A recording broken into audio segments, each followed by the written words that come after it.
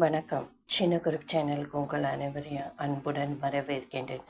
இன்றைய ஆன்மீக தகவல் ஸ்ரீ அன்னை ஸ்ரீ பகவான் அரவிந்தர் பற்றிய தகவலை தான் நாம் பார்க்க போகின்றோம். அன்பர்கள் அனைவருடைய பிரார்த்தனையும் ஸ்ரீ அன்னை ஸ்ரீ பகவான் அரவிந்தர் திரு பாதங்களில் சமர்ப்பணம் செய்கின்றேன். நம்பிக்கையான நியாயமான பிரார்த்தனைகள் நிச்சயமாக கைகூடும். ஆன்மா தன் கவலையை மறந்த பொழுது அவை கரைந்து விடுவதை பார்த்து திகைப்பதைக் கண்டு இறைவன் சிரிக்கின்றான் என்று ஸ்ரீ பகவான் அரவிந்தர் சொல்கின்றார். ஸ்ரீ பகவான் அரவிந்தர் மனிதனை இதுபோல் சொல்லியிருந்தால் சரி, ஆன்மாவையே அப்படி வர்ணிக்கின்றார். கர்ப்பிணியான ஒரு பெண் 6ஆம் குழந்தை பிரசவத்திற்காக தாய் வீட்டுக்கு போயிருக்காங்க. கணவனுக்கு அந்த பெண் போன நேரம் ப்ரமோஷன் வந்தது. அத்துடன் அவனுடைய பெற்றோர் என்ன நினைக்கிறாங்கன்னா, தன் மகனுக்கு 2ஆம் திருமணம் செய்தால் புதிய உத்தியோகத்தால் அதிக சீர்வரிசைகள் கிடைக்கும் என்ற எண்ணம் உற்பத்தி ஆயிடுது. கணவரும் அதற்கு சம்மதிக்கிறாரு. பெண் பார்க்க புறப்பட்டு விட்டார். இந்த நிலையில் மனைவிக்கு புதியதில்லை. திருமண நிச்சயதார்த்தத்திலிருந்து குதர்க்கமான செயல்களுக்கு பலியானவளாகின்றார். கணவன் போக்கு நிரந்தரமாக திகிலையும் ஆபத்தையும் உற்பத்தி செய்துவிட்டதை உணர்ந்தார்.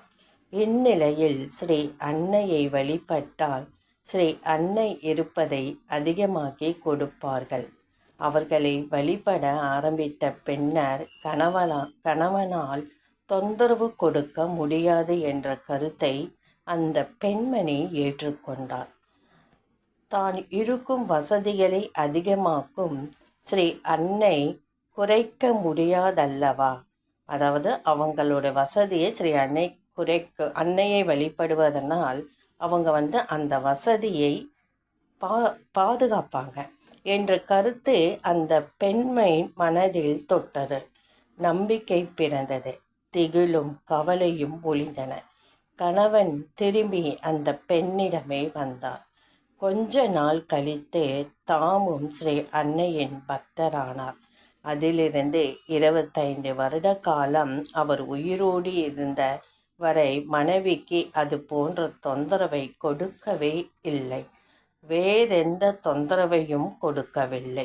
இந்த மாற்றத்திற்கு விட்டு அப்பெண்மணிக்கு ஏற்பட்ட நம்பிக்கை. அந்த நம்பிக்கையில் இருந்த உண்மை நம்பிக்கை கவலையை அளிக்கும், நிம்மதியை கொடுக்கும். எனக்கு நம்பிக்கை ஏற்பட்டு விட்டது, அதனால் எனக்கு நிம்மதி கிடைத்து விட்டது என்று அவனால் சொல்ல முடிந்தது. இந்த கதையிலிருந்து நமக்கு என்ன தெரிஞ்சது?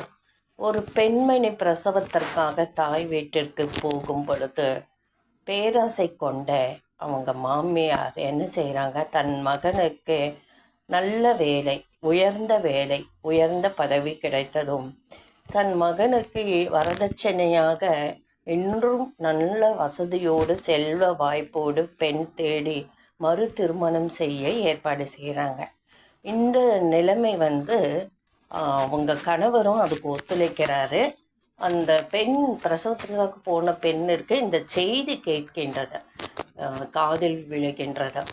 அவள் என்ன செய்கிறான், எந்தவித ஆர்ப்பாட்டமும் அவள் செய்யலை. ஸ்ரீ அன்னையின் நினைவு அவளுக்கு அவள் அன்னையோட பக்தர். ஆனால் அன்னையை பற்றி முழுமையாக அவள் தெரிஞ்சிருந்தான்.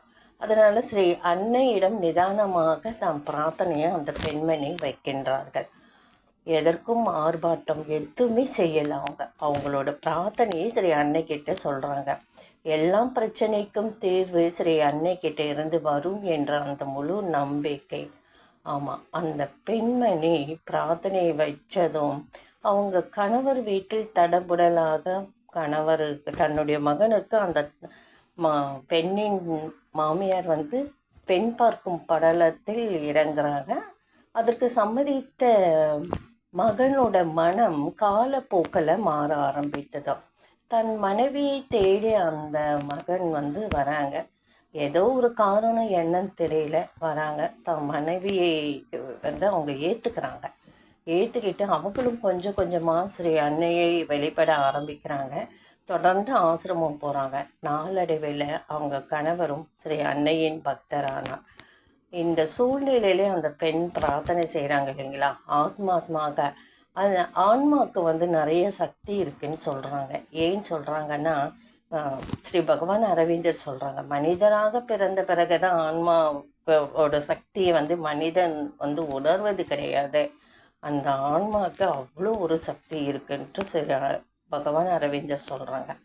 அந்த பெண் ஆத்மாத்மாக ஸ்ரீ பகவான் அரவிந்தரையும் ஸ்ரீ அன்னையையும் அவங்க பிரார்த்தனை செய்கிறாங்க. அவங்களோட பிரார்த்தனை ஸ்ரீ அன்னை நிறைவேற்றி வைக்கிறாங்க. நியாயமான உண்மையான பிரார்த்தனையை எப்பவுமே ஸ்ரீ அன்னை கைவிடுவது கிடையாது.